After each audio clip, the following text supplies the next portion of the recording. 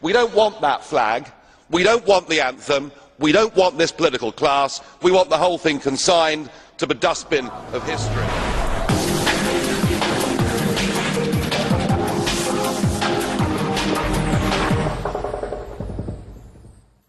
Do you want Britain out of the European Union? The Eurozone debt crisis shows no sign of abating.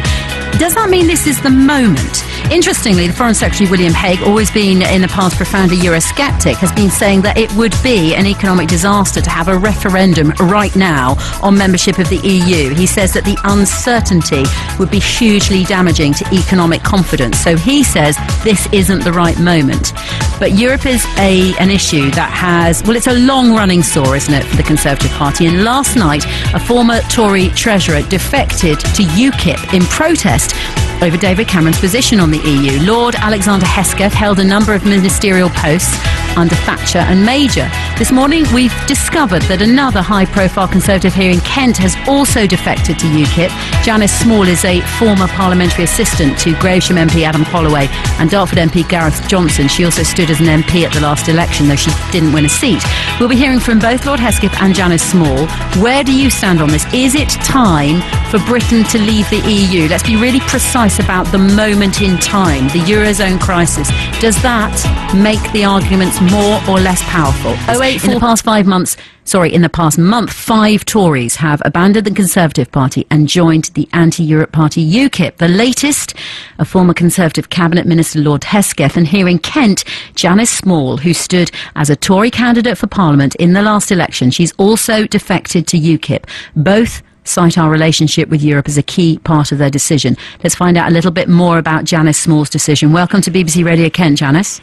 Morning. How long had you been thinking about UKIP as your preferred choice? How long had you been flirting with the idea that they represented your views better than the Conservatives? Shortly after the last general election, I fought a key marginal seat and I lost, and that's why David Cameron is in coalition with Nick Clegg. It was more compounded as well being in the coalition. The Lib Dems are a very pro-European party, and David Cameron is not being honest about our position in Europe and how it affects us.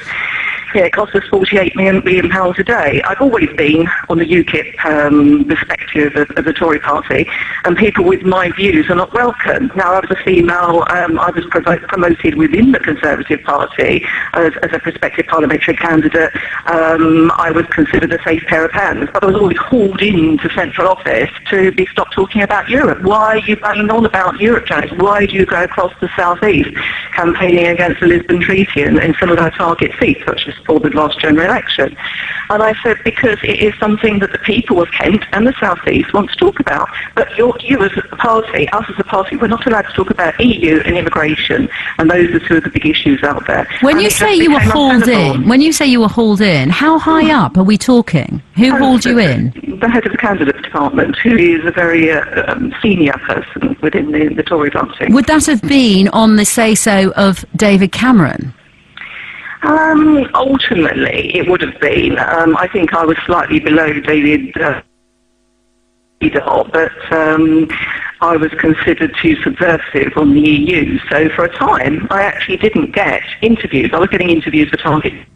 I was then allowed to go forward to safe seats because I didn't mention the dreaded EU. And then when I actually started mentioning EU and campaigning across in Kent, I was dropped from various interviews, and then I had to go in and plead to be allowed back on the candidates list if I shut up about Europe, which I did to a degree, but if I was asked on the doorsteps what I thought, then I would tell people.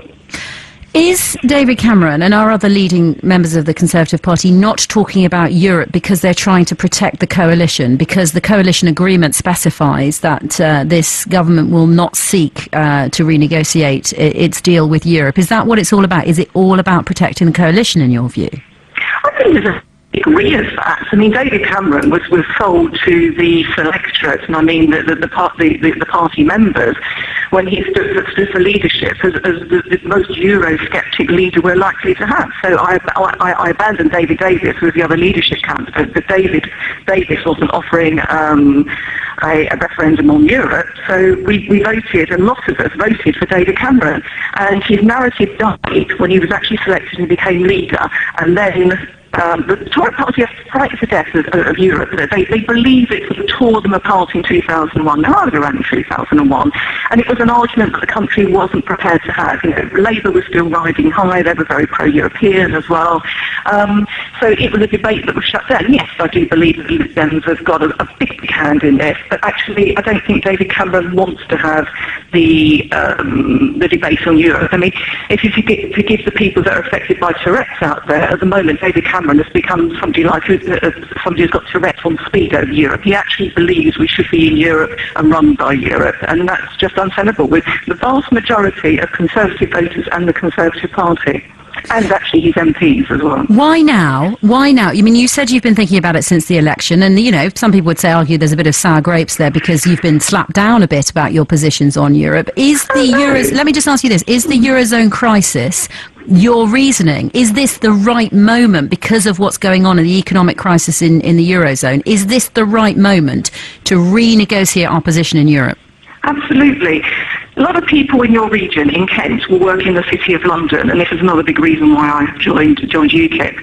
There are going to be tens of thousands of jobs that are going to be lost in the City of London because of the Tories' voting record, and they are voting through the EU regulations to regulate the City of London. People don't understand how the Tories are actually voting for this. So if this Tobin tax goes through, which is known as the financial transaction tax, and the Tories actually can't stop this going through, they are going to lose thousands of jobs in the city. Michael Spencer, who is the head of ICAP, and he's also a major Tory party donor, has told David Cameron, as he's been in the press, and saying, if you bring in the financial transaction tax, I am taking my firm offshore. I am going to New York. HSBC at the moment have employed 10,000 people in Canary Wharf. Have already said they may go over to their home in Hong Kong. Now, a lot of your listeners may say, "Oh, great, Tom P, great." Those bankers that are ruling this country again. That's another argument. Janice, I'm really sorry. We're going to talk about this again soon. But your phone line has the quality of the phone line that we're talking to you on has become so squelchy that it's really hard to hear your arguments distinctively. It's right, yeah. These things happen. I think we're going to put it out to our listeners now. I'm really grateful to you for coming on and explaining your position and your decision to move across to UKIP. And we're going to ask our listeners now what they think. Thank you. We're talking about Europe on BBC Radio Kent, and I'd still like to hear from you. Do you want Britain to stay in or to leave the European Union? Would you welcome a referendum? And why is now the moment? It is a decision that has caused havoc for political parties, mainly the Conservatives, to be fair. 5 Tories have defected to the UK Independence Party in the past month. In the last hour, we heard from local Janice Small, lives in Kent, has worked for local MPs in the past, and she has left, and she is incandescent that she was basically told she was gagged on the issue of Europe while she was in the Conservative Party. Well, very high profile now. Lord Alexander Hesketh has announced his decision in protest over David Cameron's stance on the European Union. Let's find out if that's the only reason he's left the Conservatives and he's joining the UK Independence Party, because Lord Hesketh joins us on Radio Kent now. Lord Hesketh, welcome to the show. Nice to have you with us this morning. Nice to be with you, Julia. Just Europe, or are there bigger issues at stake here?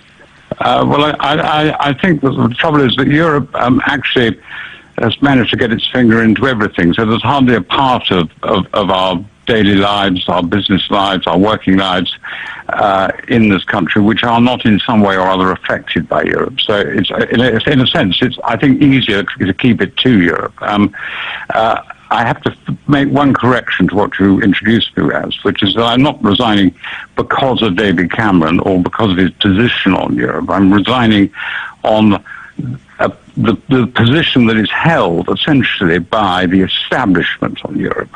Now, the lady who was referred to earlier, who was gagged, if she was going to remember the Tory party, I mean, that is I might say pretty much the case across all the big political parties.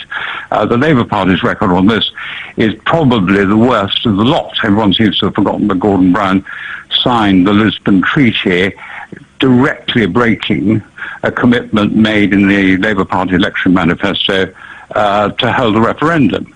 Now, the problem, Julia, and this is why I have resigned and joined UKIP, who are quite clear where they stand, is that the establishment, and if you go to Brussels and see the whole of the grand projet, as it's described by those who are enthusiastic for it, is you see that there is an objective. It is a political union. It is the end of sovereignty. It will be us joining into the Eurozone. And the results, I believe, for this country are catastrophic. And I think that for a long time there have been quite a lot of people, and the Conservative Party probably have discussed it more than any other.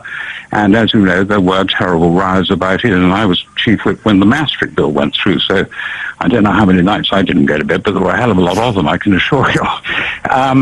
But the fact is that I don't believe that it's resolvable, and I think that is clearly shown right now with 17 members of the Eurozone countries quite incapable of coming up with a solution which is going to solve the problem they've got, which is actually sovereign debt created by creating the Eurozone and allowing people to borrow money which they were never going to be in a position to repay. But wouldn't you have been more powerful staying within the Conservative Party and therefore within one of the two parties of government, some would argue, you know, far the more significant of the two parties of government, and arguing for a referendum? Because there are other voices and people are starting to talk about it. And whilst the Conservative Party managed to keep quiet on Europe at the party conference, there are voices bubbling to the surface all the time, and everyone expects UKIP to say we need to renegotiate, but to hear a leading voice in the Conservative Party arguing that would have been far more powerful, surely.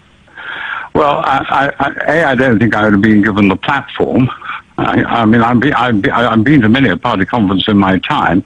I mean, I remember at one where they actually tried to prevent Norman Tebbit, who was, you know, a man of great stature, or is a great stature, but had only just left the government. And my advice was taken. I said, you've got to let him on. Very reluctantly they did. But, you know, there is in modern politics, I'm afraid, a terrific degree of control freakery. And the real problem, Julia, I believe, and this is why I have joined a party which actually believes in freedom, is that the people of this country, and I might say most other European countries, their views are not respected. The political establishment, and that is the press, the media, the civil service in Whitehall, at a local government level, at a high level, certainly throughout Brussels, and